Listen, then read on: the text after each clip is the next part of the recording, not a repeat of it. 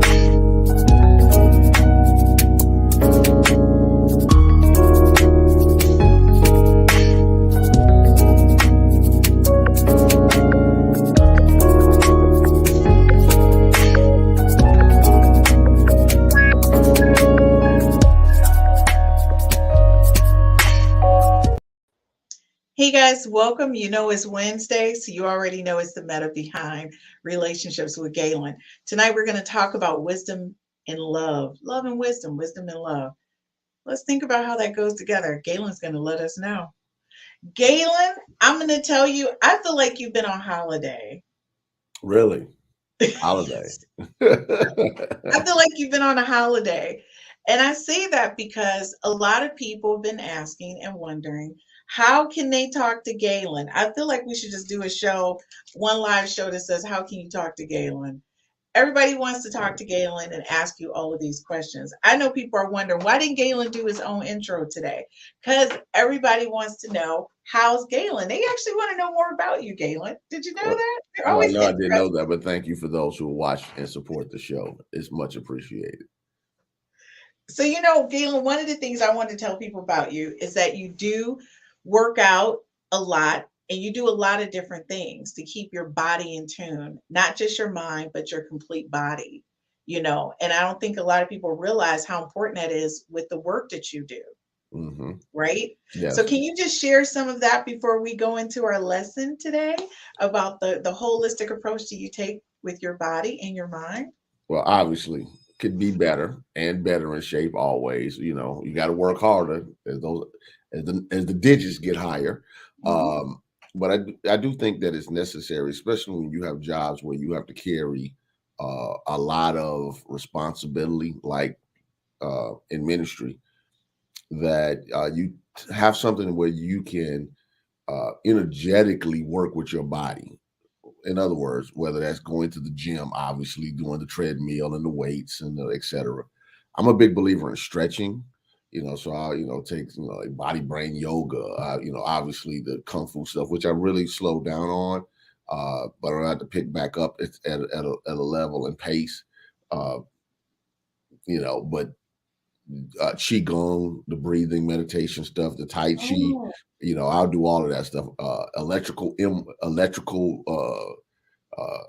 acupuncture. I actually do that where you put the needles in with the electrical stem. Do you? Current going through it and all. I'll do all that stuff. Why?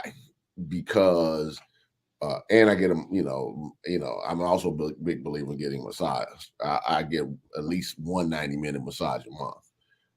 Why do all of that type of stuff? Because if I don't take care of it, it can't take care of me, meaning my body. And it's important that you do maintenance versus trying to fix something once it breaks down. Now, sometimes things break down. I get that. But do as much as you can to deal with the maintenance of your body, to take care of, make sure that you're getting the stress. Because here's the thing. as a metaphysical thinker, one of the things that's primary to my belief system is my body believes every thought, every feeling, every belief, every word I say. Okay, now if that's true, then I'm carrying that energy in my body. That's why sometimes the masseuse will say, "Man, you're really tight in your neck, or you're tight in your back, or you're tight in your shoulders." Well, there's a metaphysical cause for that stuff, not just a physical cause. In other words, what you're thinking, what you're feeling, what you believe in can show up as tightness in your body. It can show up as abnormalities in your body.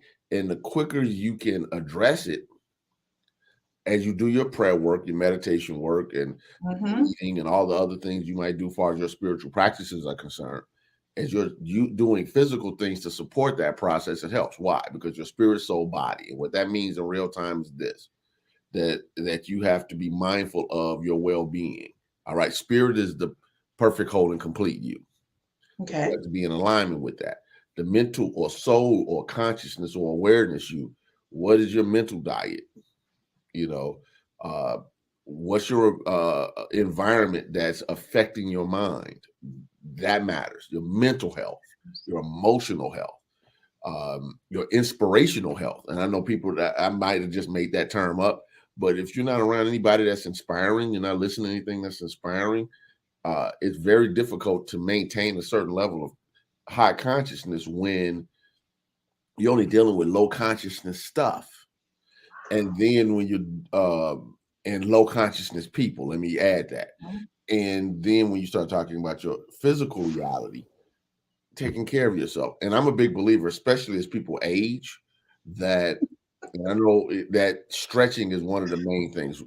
Being in ministry all the years I've been in ministry, one of the things that I've discovered is a lot of injuries that people have a lot to do with flexibility. I watch, as a martial artist, I watch people walk and move. Right. Feel the restrictions, how those muscles and joints and ligaments are so tight, so stiff, they're almost crystallized. It almost seems, people can barely walk, lift their feet, knees, hips. I pay attention to that, especially back, hips, knees, ankles, feet, because that throws off your balance when it's out of balance. And a lot of that is tight hamstrings, tight quads, the knee joints, the calf muscles, Achilles tendon, things of that nature. Why is that necessary? Because when one of those are out of alignment, you'll start to favor something else.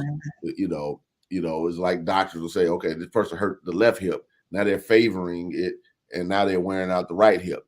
Learn to stretch. If I tell anybody about anything, and I know this show is about other stuff, I wasn't prepared to have this conversation, but stretching is one of the most important things you can do.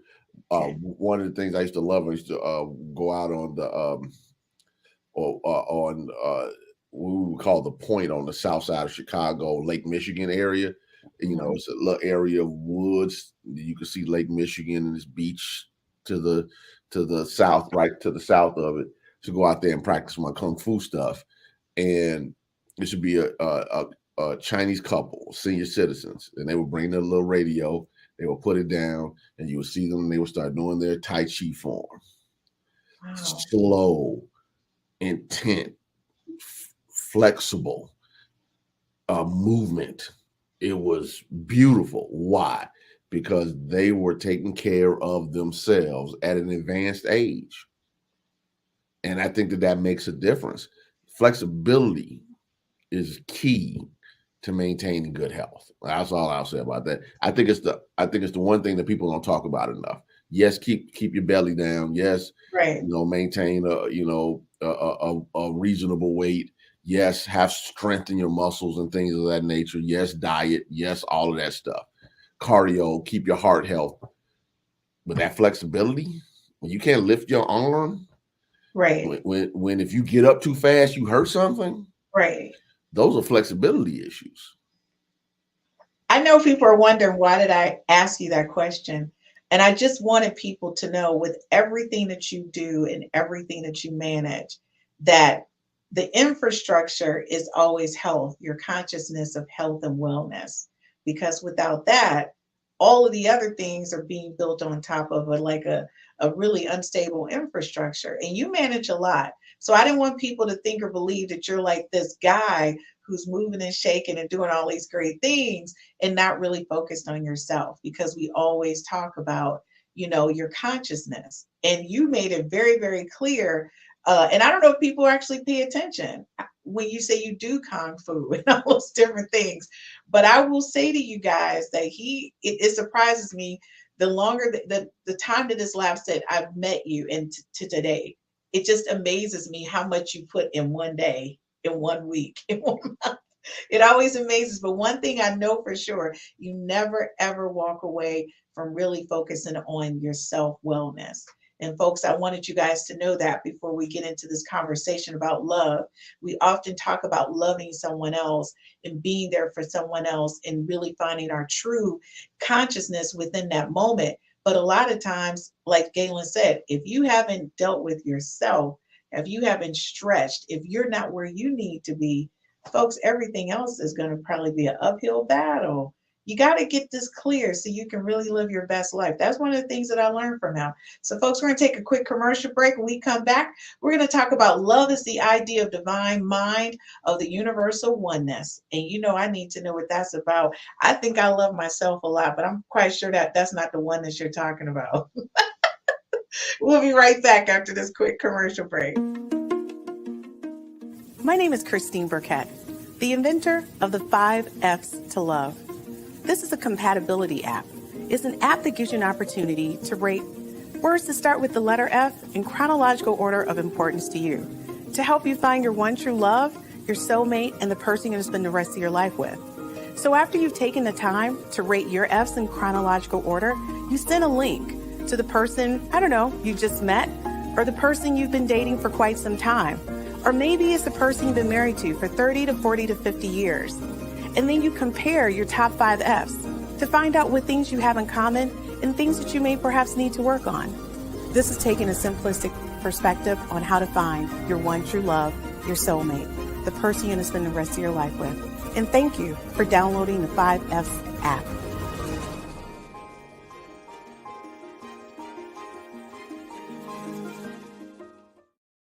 Hey guys, welcome back. You guys know it's Wednesday and it's the Meta Behind Relationships, and we have Gaylon McDowell. Folks, this is pre-recorded, but please leave your comments. Gaylon loves to hear from you guys, and he will definitely follow up with you. So Gaylon, I'm coming right out the park. Like I said before we went to commercial break, love is the idea of divine mind of universal oneness. What does that mean? Well, love is the idea in divine mind. Let's just stop there for a second. Divine mind. This is the meta behind relationships, which means that we talk about the metaphysics as it's connected to relationships. So in New Thought metaphysics, some people call Christian metaphysics. I'm just going to use New Thought metaphysics as an umbrella term. Unity, UFBL, Centers for Spiritual Living used to be called religious science or science of mind, divine science, etc. We use the term divine mind. That's borrowed from traditional metaphysics, which you will learn in philosophy in college, metaphysical idealism. Divine mind is a term for God from the standpoint of God as a universal, omnipresent mind that has patterns or ideas, perfect patterns or ideas. And love in divine mind, the pattern is a pattern of universal oneness. It's an idea of universal oneness. In other words, love is the idea that connects everything, that makes everything one. So when you say, okay, I'm one with, that is a statement that is talking about the idea of love, not love as an emotion. Okay. But love as a transcendent idea that harmonizes, that balances, that attracts. That's how it functions in the universe. It functions in us. Some of the ways is compassion and kindness and cooperation. It shows up in different ways, but the idea behind it is oneness. One of the things that we used to say for many years in Christ Universal Temple at the beginning of our every service was, I'm one with God, I'm one with all people. I'm one with all life. I'm one with the one. That's a love statement because it's saying that there's an idea that binds or connects everything. Christians said every time they say the Lord's Prayer, Jesus said to his disciples, our Father who art in heaven, not my Father, our Father, oneness, connection, relationship is probably another good word. So when we start to think of love as an idea in divine mind, as a quality that's within us, then we can develop it. You know, one of the things that one of my favorite writings, I'm not saying, you know, if you all want to go buy the book, you can. There's a book called Talks on Truth by Charles Fillmore. And one of the things he talks about in the book is that sometimes when people are trying to work this universal law stuff, this is not his words, this is my interpretation. Right. You know, I've been studying them stuff. I've been going to the classes. I've been listening to the sermons or the lectures or whatever about universal law of attraction, all this, whatever. And he said that love is the universal magnet. And maybe the reason why you aren't getting the demonstrations that you desire is because you have not developed the universal magnet. Is the magnet similar to vibrational energy? It could be from that standpoint. Okay. You know, but as we were talking about earlier, like gravity pulls everything down to the center. By right of consciousness, love will draw that which you love. Let me give you an example. This is probably better than trying to talk abstracts. Have you ever had a situation where maybe, you know, like we just had Memorial Day, that's the day where a lot of family gets together. You haven't seen that family member in a long time, but then you see them, but you all have this bond that connects you. And when you see that person, your love automatically draws you together. The hug, hey, I miss you so much, hey, et cetera, because it might show up as a feeling, but it's really a force that's pulling you together. Okay. All right. But then you might see a family member that you don't necessarily vibe with. Hey, how you doing? And you might at a level love that person. Like you don't want to, you want the best for them, etc. But that connection is not the same. Love is a magnet that draws life energy together. Okay. So when we tell people love that which you seek to produce, we're saying that love is the magnet. Okay, so that makes sense. So in a relationship, that does not encompass when you have those conversations where you may not agree.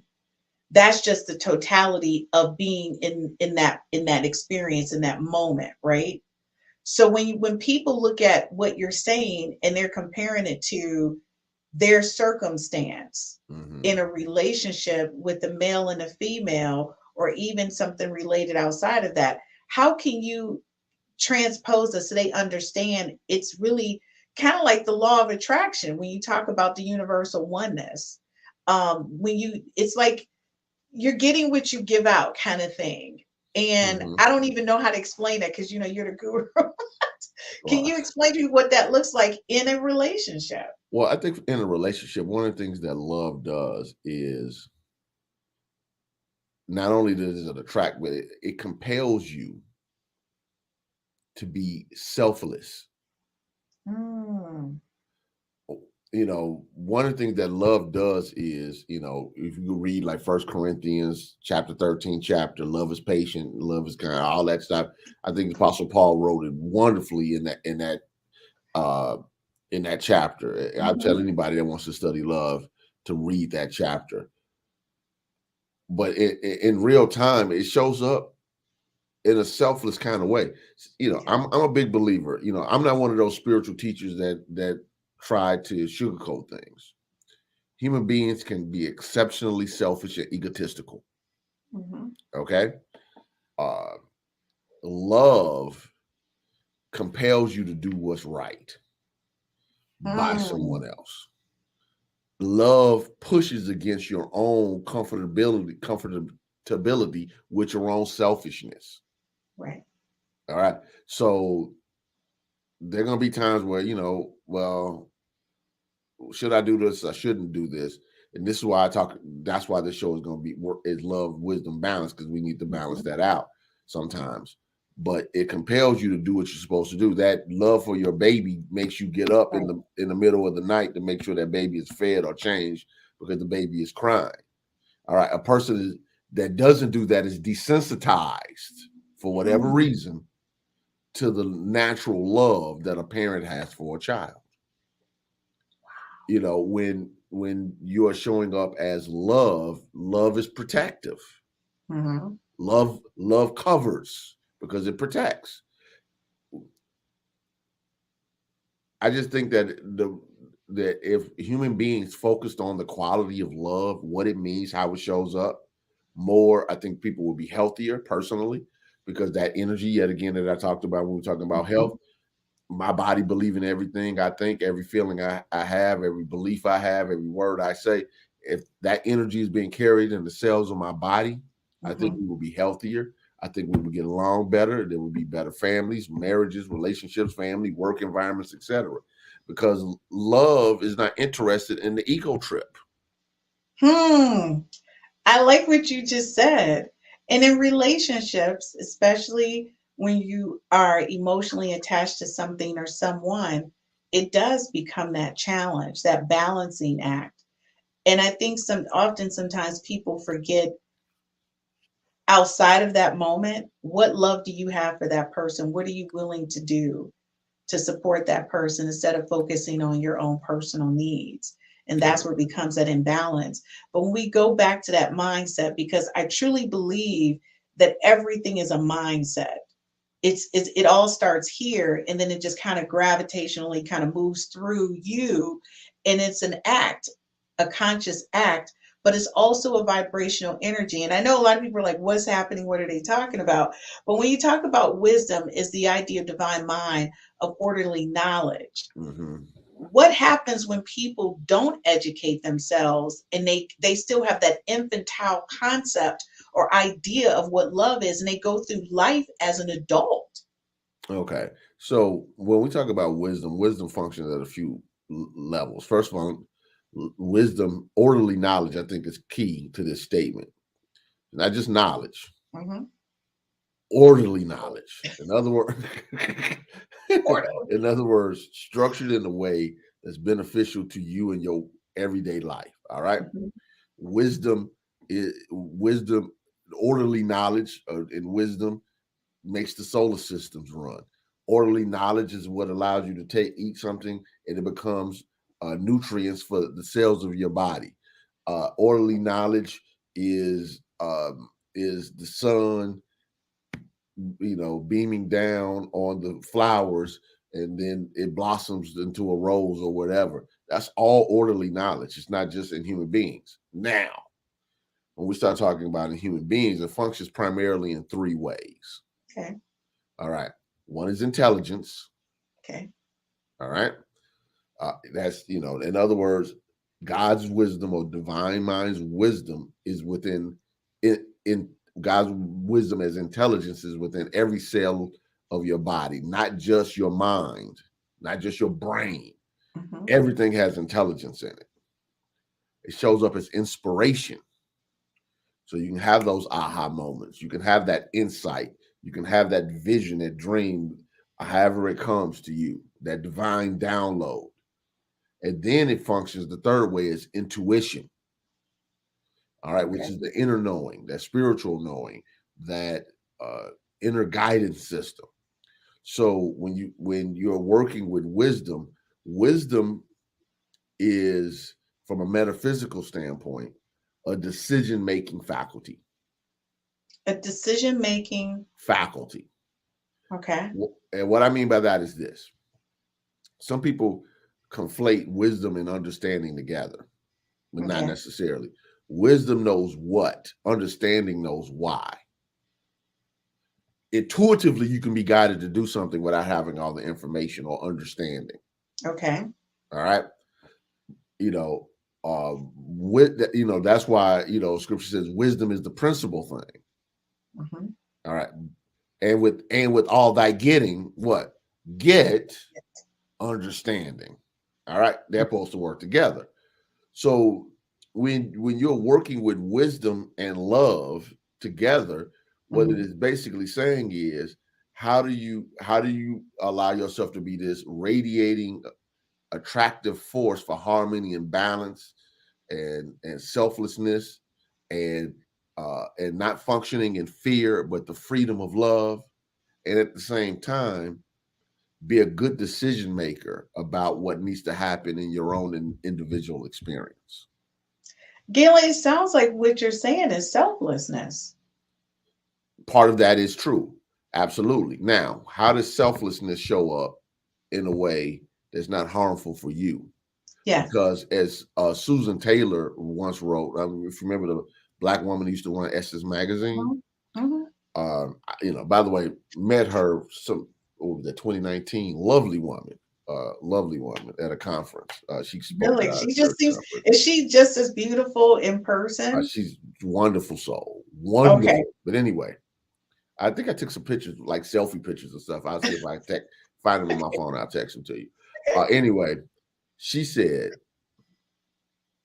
everyone's not healthy enough to have a front row seat in your life. Wow. Gaylon, wait a minute. Gaylon, say that again. Everyone is not healthy enough to have a front row seat in your life. Explain. Okay, now. We need an example. Okay, well, explanation first. You can love someone, all right? But wisdom says that person is not healthy for you, all right? So that don't mean you stop loving them, but you don't put yourself in positions that wisdom would say could be potentially harmful to your well-being, your mental or your physical or your financial well-being, dealing with a particular individual, because they're not healthy enough to have a front row seat. In other words, to have an intimate, direct connection with you. They should not be in the inner circle. Right. All right. So whether that person, you're dating, say somebody's dating someone, and then they start showing some unhealthy habits. Right. Okay, you might care a lot, you might love them, but they're not healthy enough to be in your space like that. It can be a parent, it can be a child, it can be family members, it can be friends, it can be co-workers, it can be neighbors. But most of the time when this conversation is coming up, it's family and friends. It's, family, whether it's intimate relationship, right, family, siblings, mother, children, etc., or people you grew up with, for instance, might not be healthy enough. A great example of this is what's going on with the NBA player John Morant. Every time you're looking up, he's throwing, the Instagram with the guns and whatever. And, I grew up in the era where if somebody made it, it was the people around them's job to protect their image. He's stupid enough to destroy his own image, but if you ever see this job, God bless you, but this is where we are right now. Right. And I'm praying that you get it right. I don't want you to mess up that potential $1 billion you can make playing basketball. Exactly. Phenomenal player. But like you all are hanging out. There's no need to go on Instagram. Right. It's no need to. He's doing it to himself, but he's also surrounding himself. The Chris Browns of the world. Okay, I've made it. Now all of a sudden I want to hang out with these pyro bloods, and the next thing you know, he's like, wait a minute, this doesn't add up. It didn't work. Okay. Tupac. Same thing. Got involved with that LA gangs nonsense and literally lost his life because of it. Yes. It's, you got to be careful of who you allow in your inner circle and what you are choosing to be connected to. Wisdom would say, I have the most to lose. Yes.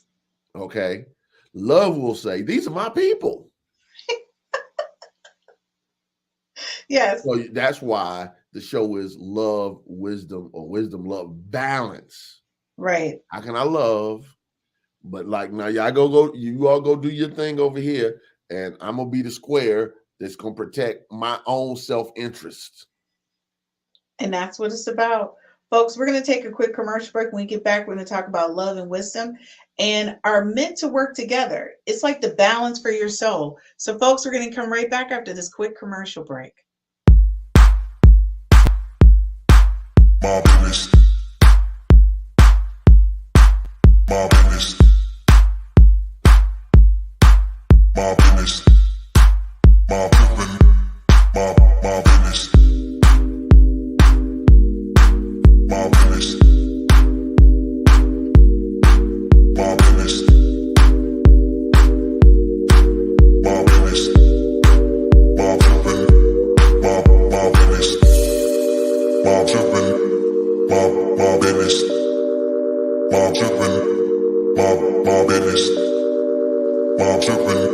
My business.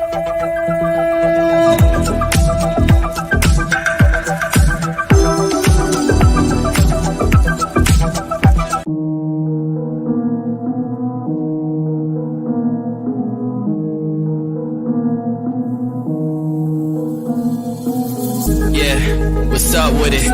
Do it cause I love it and I stuck with it. We ain't with the subbing in the cut with it. Please none of the talks, I heard enough of it. Like, what you gonna do? Where you at? Who you with? You ain't really about this, don't talk about it. Really on the move, on the map, never slip. Keep your hands to your lips, don't talk about it. Real eyes, realize all the time. Stand on it, if we said it, we don't walk around it. Loose lips, sink ships, red cup, blue strips, new phone, who this? No, we don't allow it.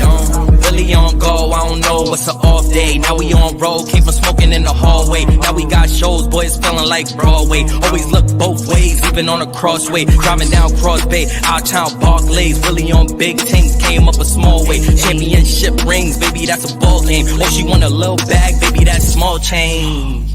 Yeah, that money talk. If we ain't cool, then cut me off. No breaking news, don't run your mouth. Thought it was the plug, now he running off. Thought it was a plug, now he running off. What you gonna do? Where you at? Who you with? You ain't really about this, don't talk about it. Really on the move, on the map, never slip. Keep your hands.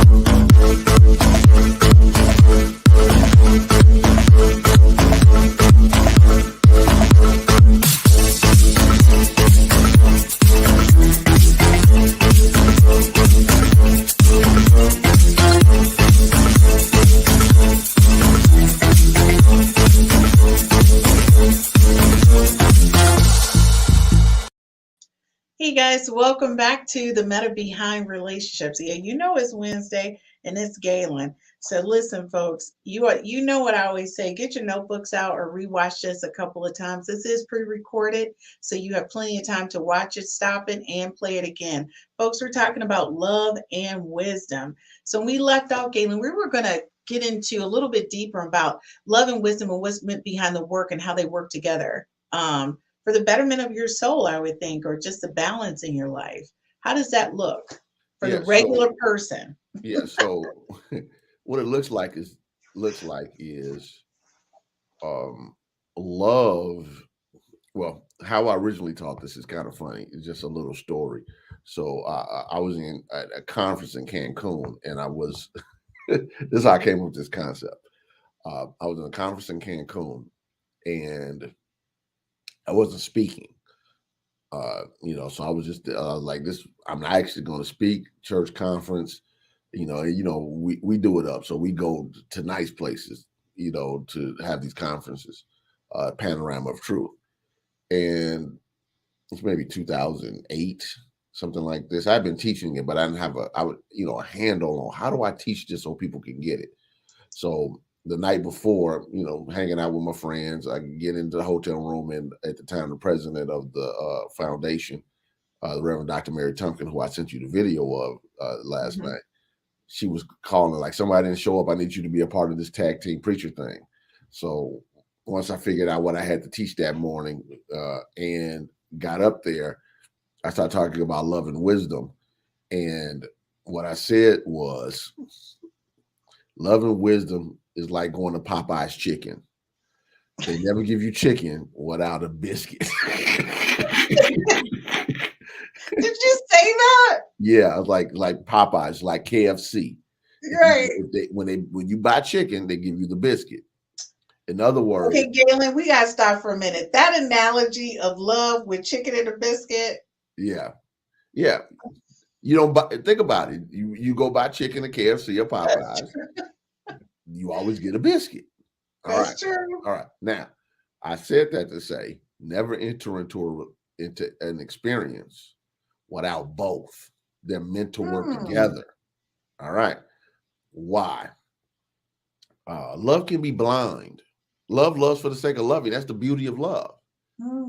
Wisdom can be rigid at times. This is just what needs to be done without the necessity of looking at it from a compassionate standpoint or kind standpoint. Sometimes we know this is just let's talk about civil laws, for instance. I talk about universal laws. This is the right thing to do for the civil law. Okay. Now, where's the human component of compassion involved with this? Right. So now it at least makes you have to consider a couple of extra points when you're making a decision. All right. Wisdom makes you say, okay, just don't drive straight through with no brakes and you're driving through every red light because all you can see is love. Because you can love a person, but is that person the best for you? Wisdom will let you know, especially your intuition. But intelligence, are you paying attention?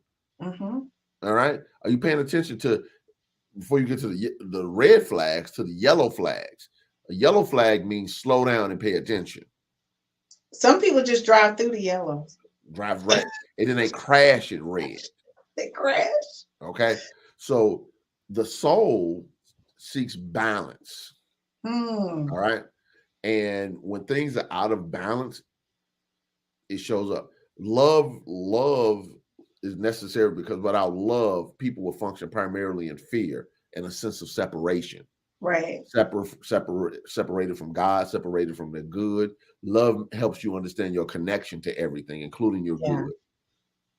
Wisdom helps you be able to make decisions that are in alignment with your good.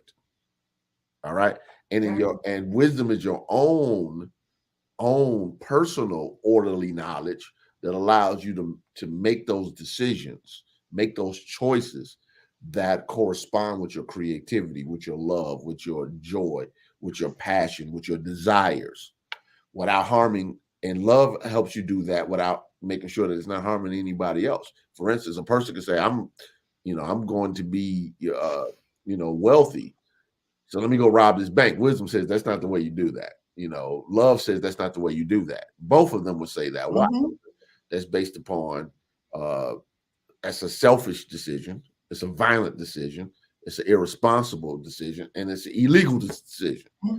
So love and wisdom helps balance the soul.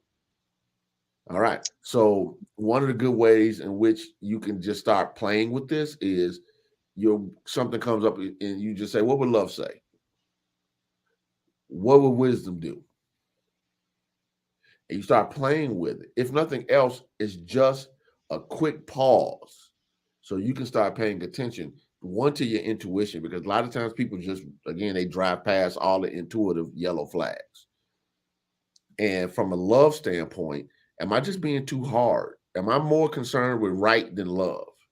Am I functioning out of fear? Like, for instance, a lot of parents function from fear that if they don't do this, this, and this, the child is going to fall and have, and not be able to function in life and whatever.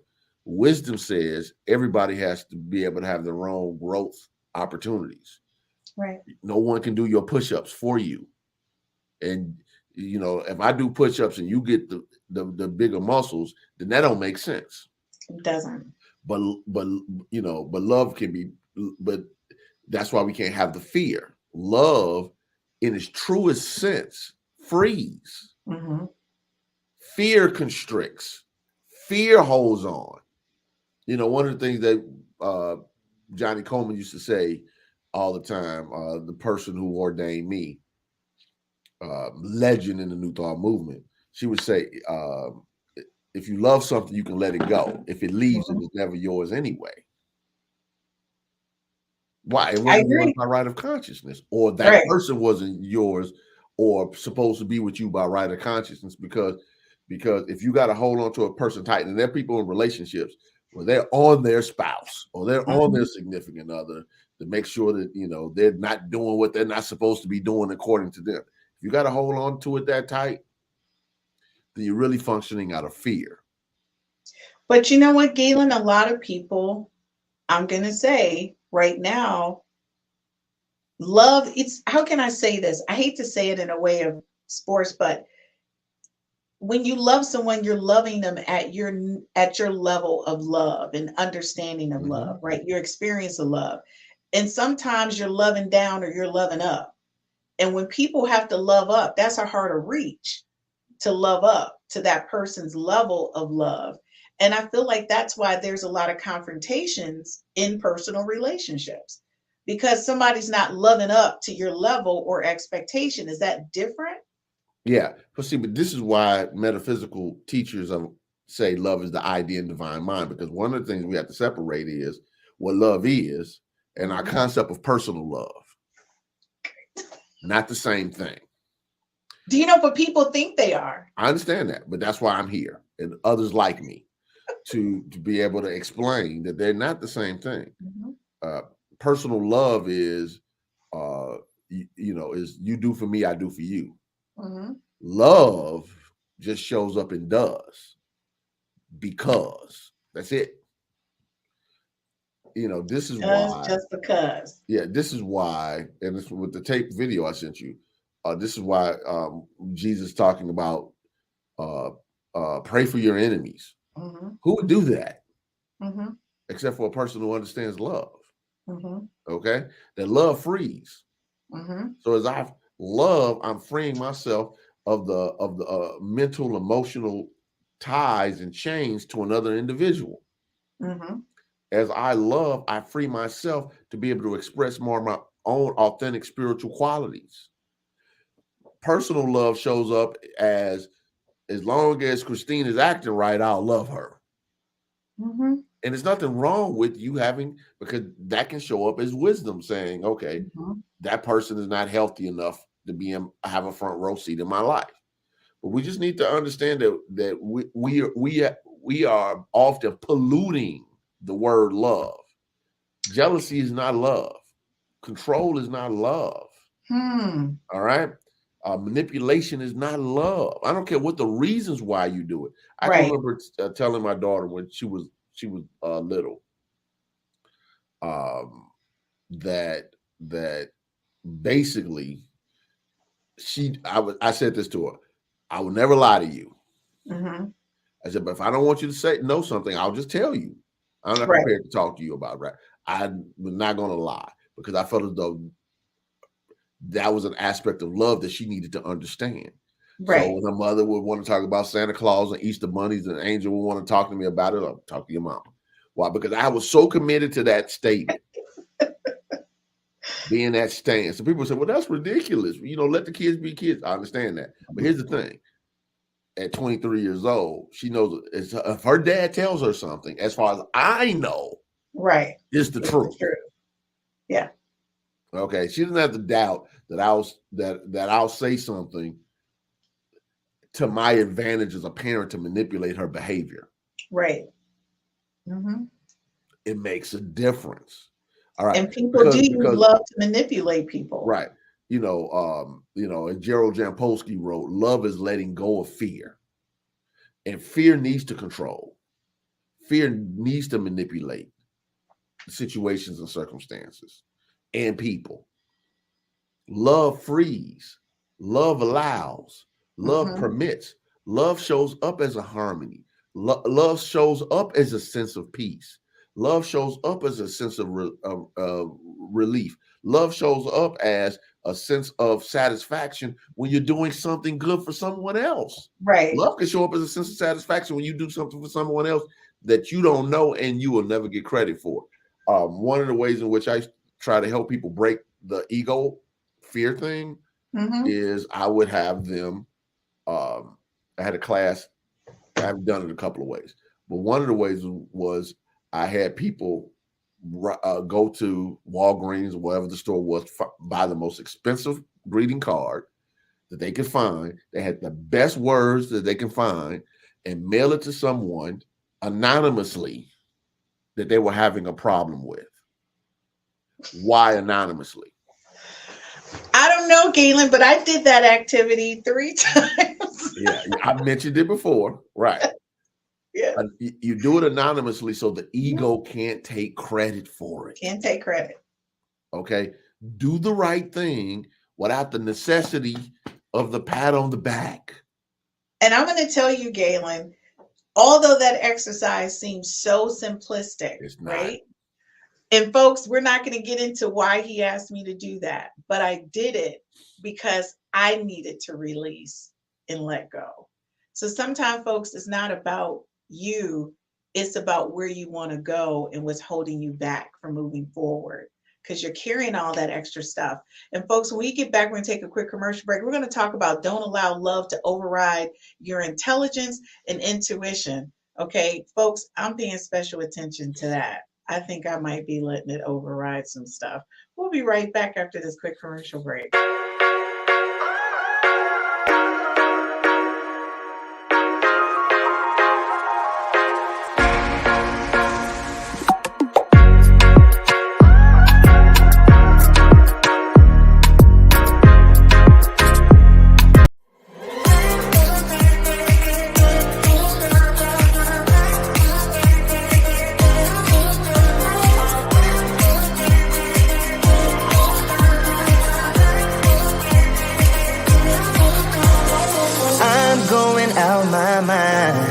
Give me some directions to get to you. To get to you, ain't gonna waste my time. I know that we got connection. I think about you. You're on my mind. On my mind. On my mind. Yeah, I'm going out of my mind. Out of my mind. Out of my mind. Yeah, for you, my love. You drive me crazy, tell me what to do, what to do. I'm on my knees, yeah, I am begging you, begging you. I'll break the rules if it will get me to, yeah.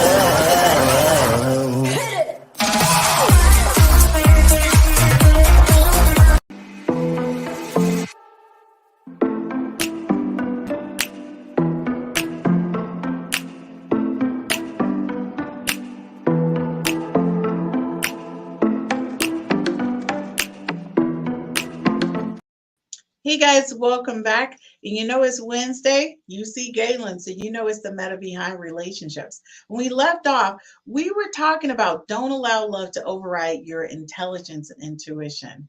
What does that mean, Gaylon? What that means simply is this: when we have a diluted, warped sense of love, it can show up as blind devotion. And what can end up happening is we don't pay attention to what we've learned, what we've been told, or our own inner wisdom, intuition.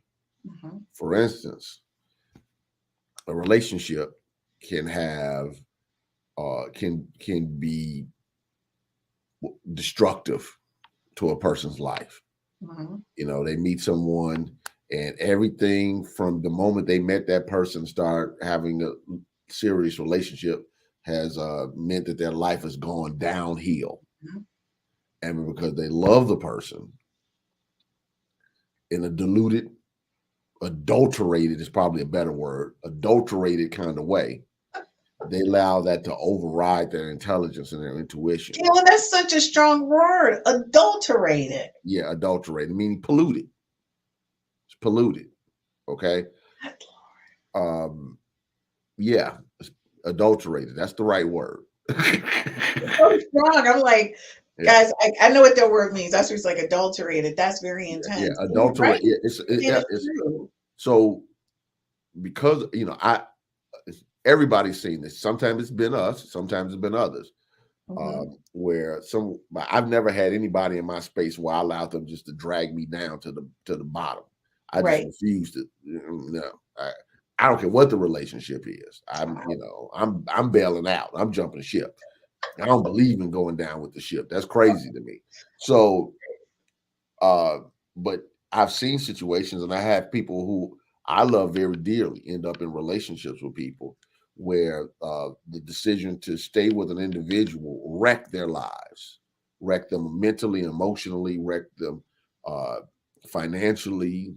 I've seen situations where people ended up homeless. I've seen situations where people have lost every dime.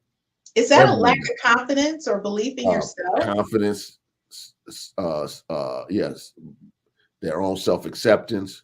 Right. I've seen it where it's shown up as violence to themselves or their children, all type of different things. And that's not always just male on female. Sometimes it's female on male. Right. My point is, don't be so blindly devoted, because it's really not love. It's blind devotion and foolishness. And the need to be with somebody so badly, or this person so badly, that you're willing to violate your own best self-interest. We just use the term love, but it's really not love. It's really fear. Fear of not being with somebody so bad that you allow a person to abuse you. And abuse doesn't always have to be physical. No, it's a mentally emotional sometimes. But to want to be with somebody so badly that you're willing to allow them to abuse you is a form, in my opinion, of mental illness. And I'm not just devaluing people who have diagnosed mental illnesses. But if you allow somebody to abuse you, mistreat you, violate you, manipulate you, control you, then that's this is what people don't like. So, but you know me, I got to shoot it straight. This is what you are permitting. This is what you are allowing. And people don't like to take responsibility when they give the decision-making power of their life to someone else. That is allowing your blind devotion, your fear, your lack of self-confidence, your lack of purpose, your lack of sense of individual mission, and your lack of self-love and value to override your own intelligence and intuition. This is why you can go and talk to these people and they are like, yeah, I understand. You're right. You're right. You're right. And we'll stay in the same messy relationship no matter what it said. We'll stop being friends with you to stay with some know-nothing person. State of mind. You are so right about that. And so how do you get a person, and I'm sure in your years of counseling, you've been doing marriage counseling for now over 20 years. How do you get somebody to shift that mindset and really understand where they are and really see their relationship through your lens instead of their false lens? Well, I don't try to present my lens as the true versus false. What I try to do is help people understand their spiritual wholeness. That's the purpose of what I do. There's something radically right about you. So if you're acting like this, is because you've believed the lie that there's something radically wrong about you that devalues you. So I try to help people build up their own self-value, not in their stuff, their money, their gold, their clothes, their cars, the job, the career, but in their spiritual value.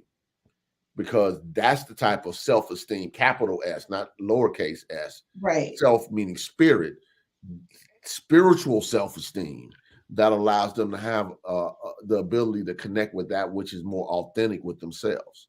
Some people do it, some people don't. What I've discovered is when people do it, they make different choices. Yes. Sometimes it takes a little bit longer than I would desire, but they make different choices. Those that don't, and they want to keep coming back to me to talk about it, like the master teacher Jesus said, I shake the dust off my feet. I have no issue with telling the person, you're not ready to deal with this. And I'm unwilling to be a part of you and your silliness. Like, and this might not be a popular statement. This is love and wisdom.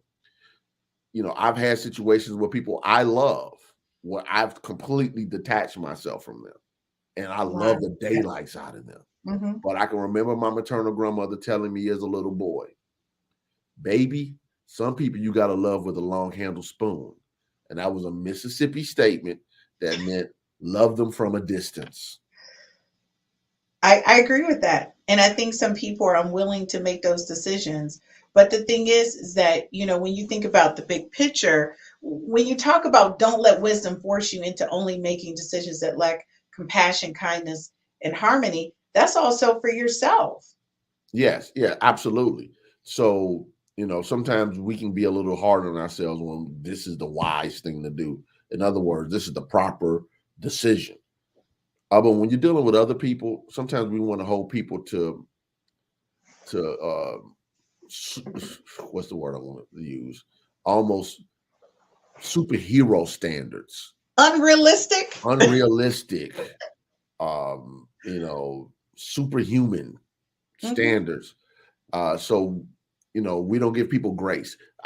If I had to put those three words together, is have some grace with your decision making around things. Yeah, your kids screwed up, but they're growing just like you. I often tell people when they come to talk to me about parents and whatever, I was like, okay, how were you? Tell me about you at that age.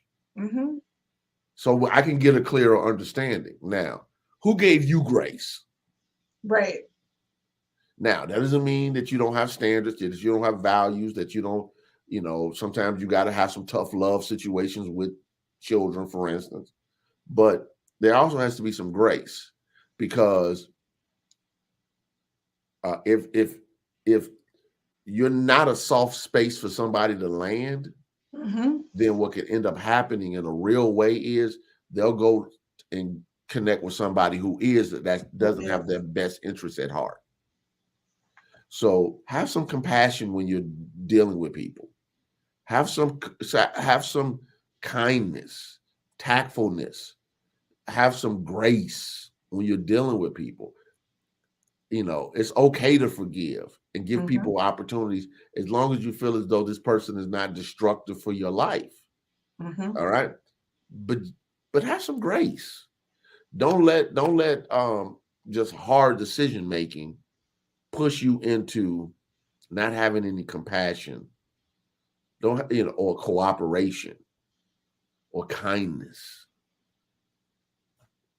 Gaylon, I love what you said, and as always, I kind of analyze myself, and by no means am I perfect at all, but I do believe I always look at people and I make sure that I treat them the way I would want someone to treat me, even when I think they've done me the worst. Okay, but Christina, and I extend myself. Yeah, but the problem with that position is it's dangerous, because if you don't love yourself right, treating somebody like you would want to be treated is dangerous. Oh, If you're 100%. kicking your own behind, you don't have a problem kicking somebody else's behind. Right. If you're judgmental of yourself, about yourself, it's no problem being judgmental about somebody else. So learn to love yourself, and then treat people the way you would want someone to love you in the proper context. But if you don't have a proper context, what ends up happening is that warped sense of, well, I think, or how I would handle that, versus, and this is why Jesus challenges the standards. Pray for your enemies. Okay. Turn the other cheek, which basically is a metaphor for nip it in the bud. Talking about forgiveness over and over again, and blessed are the poor in spirit, poor in spirit, for they shall inherit the kingdom, or whatever. Poor in spirit is an idiom. It means to be humble or poor in pride. So when you understand what those things mean, it's helping people get out of their everyday regular thinking, because very intelligent people can be very cold. Very intelligent people can lack compassion. Very intelligent people supported racism and misogyny and homophobia and a whole bunch of other stuff. Very intelligent people that'll go down in history as some of the smartest people ever. But they weren't compassionate. And sometimes they were intelligent, but they were genocidal. Right. Okay, you can be super intelligent. Remember when Minister Farrakhan got in trouble because he said that Hitler was intelligent, but he was wicked, but only people got was the part about intelligent. Right. So, but what he was trying to say was you can be a wicked person and exceptionally intelligent. Exceptionally intelligent. And we Okay. have a lot of those people. Right. So you have people who are doing things right now in the world that are intelligent people, but they lack compassion, they lack heart, they lack love, they lack grace. And therefore, they're destructive. And that's what happens in the impact of your life, folks, when you're not looking at the balancing act.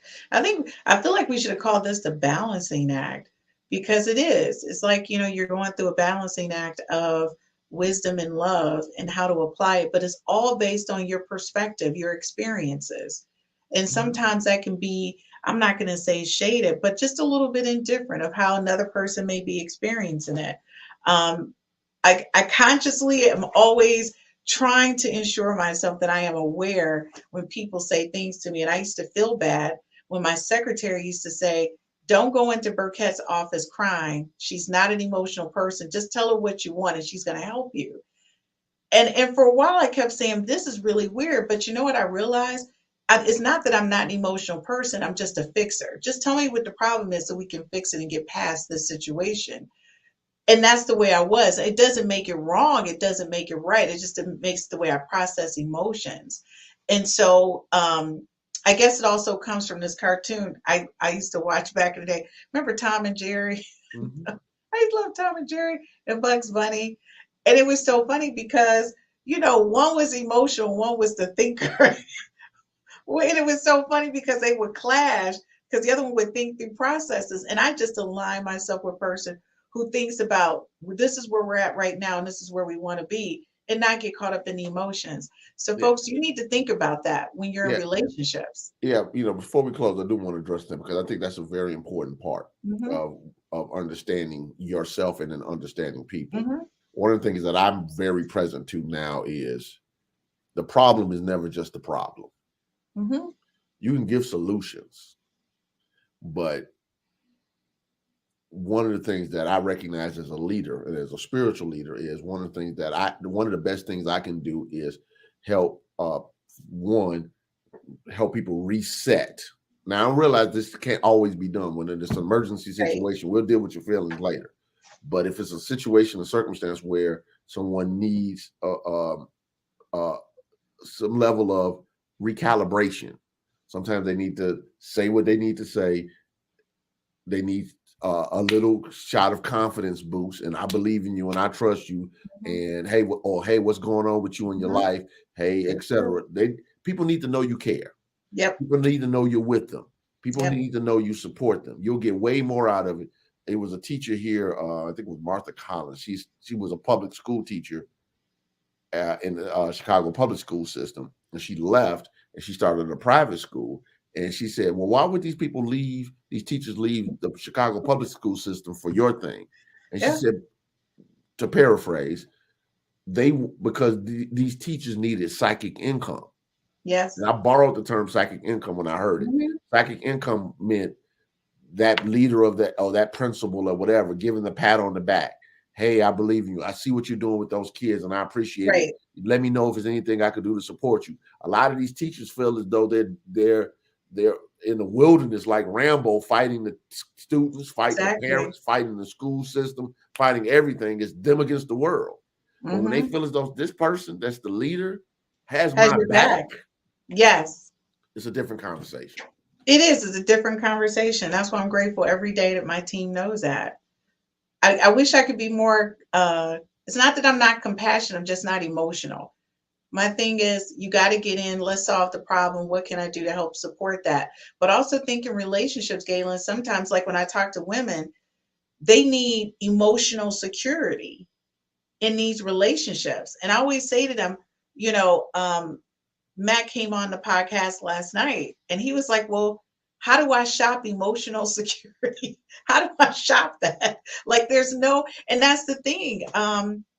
I think when you get in relationships, that love and that wisdom, but also understanding that people don't love the same way, it doesn't make them not compatible sometimes with you. Some people may just be a person who's going to be there for you, who has your back, but is not as emotional as you are. I think people measure it that way as well. Yeah, well, everybody's not going to be the same. But I do think that we do need to be mindful that if we're going to engage with people, that we understand the people that are around us at a heart level. Now, again, in professional settings, that can look a little bit differently. But some of the best people I've ever met, I've met in professional settings. Mm-hmm. So it depends on the situation and circumstances. Yeah. You know, one of my best friends I met at work when I was 18. But it's a heart connection and it's a support connection, not just interest. So again, I just think people need to, I think people who are more systematic processors need to focus on love more. How can love show up? Let me study love. Let me get intricate with love. Let me meditate and pray on love. And sometimes it's okay, God, spirit, whatever your term, love through me. Teach me how to love.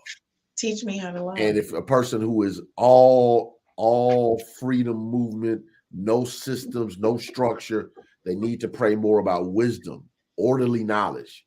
They need to pray more about wisdom and making good decisions, because I get that you're a free spirit, but you don't have any structure. You don't have any money. You don't have any, right. You don't have a plan, you know, whatever.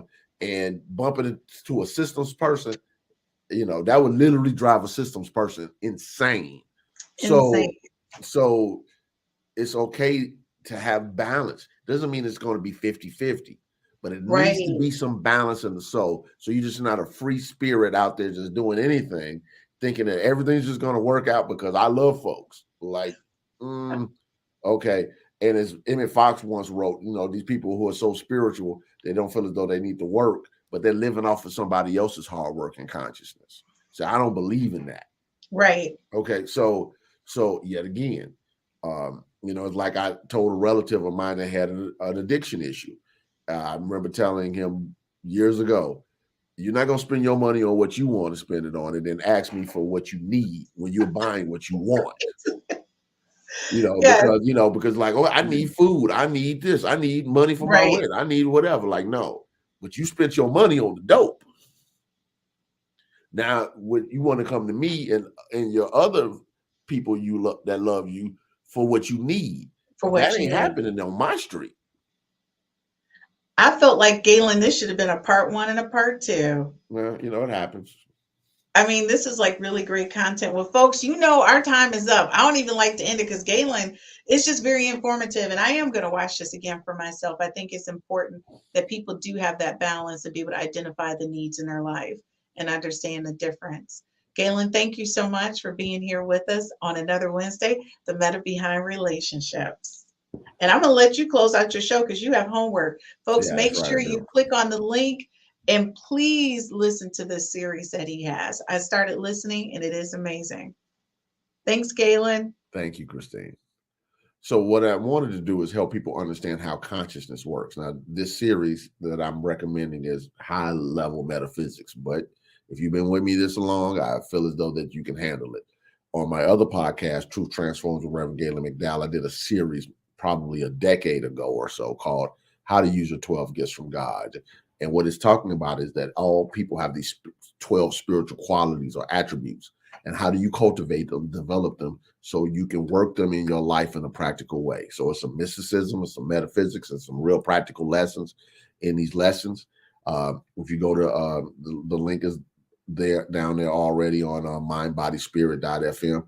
If you Google Truth Transforms with Reverend Gaylon McDowell, it'll pop up. You can listen to it on the mindbodyspirit.fm website, or you can listen to it on Apple Podcasts, Spotify, Stitcher, Podbean, Google Podcasts, etc. When you listen to podcast apps, Truth Transforms with Reverend Gaylon McDowell is on it.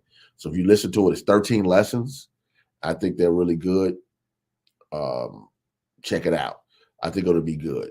I don't know if we added also. I sent you a lesson to Christina from Mary Tumpkin, but I don't know if we have that or not. That was kind of a last minute conversation, so I'll save that for another day to recommend about love and how to work with the consciousness of love. So with that, God bless you. Enjoy your day, and I'll be with you next week with Truth Transforms, and Christine probably will just add the Reverend Dr. Mary Tumpkin link in the comment section or something of this podcast. God bless. you.